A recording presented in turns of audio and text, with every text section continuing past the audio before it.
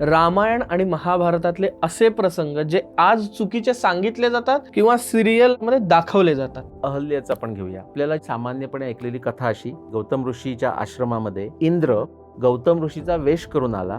ते अहल्येला कळलं नाही आणि म्हणून इंद्राने तिचा गैरफायदा घेतला असं सांगितलं जातं किंवा आपण ऐकतो. मग गौतम ऋषी आला आणि त्या दोघांना शाप दिला. तिचा काय दोष त्याच्यामध्ये? हा मला बराच काळ प्रश्न होता वाल्मिकी रामायण वाचेपर्यंत. वाल्मिकीने वापरलेला शब्द असा आहे की देवराज कुतूहलात, की तिला माहित होतं पण तरी सुद्धा क्युरिओसिटी देवराजाबद्दल वाटलं आणि म्हणून ती त्याला माहित असताना सुद्धा ती त्याच्याबरोबर पुढे जायला तयार झाली. मग आता गौतम ऋषीने शाप दिला तो आपल्याला समजू शकतो. पण तो शाप काय दिला? मी तो हा आश्रम सोडून जातोय पण तू स्वतःला इथे पवित्र कर. म्हणजे आपल्या धर्माचं हे सगळ्यात वैशिष्ट्य आहे की संधी प्रत्येक वेळी. ते काय म्हणतात? दुष्टचारिणी देवरूपिणी. दुष्टचारिणी, आचरण तिचं चुकीचं झालेलं आहे पण ती देवरूपिणी आहे आणि तिनं फॉल्ट तिचा मान्य केला आणि तिथे ती बसली. त्यानंतर आपल्याला काय सांगण्यात येतं? राम आला आणि मग त्याने शिळेला तिथे पाय लावला आणि तिथून अहिल्या आली आणि अहिल्यानं रामाचे पाय पकडले. असं वर्णन वाल्मिकी रामायणामध्ये नाही. तिथे पवित्र तेजस्पुंज अशी अहिल्या बसलेली आहे आणि विश्वामित्र सांगतात त्या ग्रेट व्यक्तीला जाऊन तुम्ही नमन करा. ते तिच्या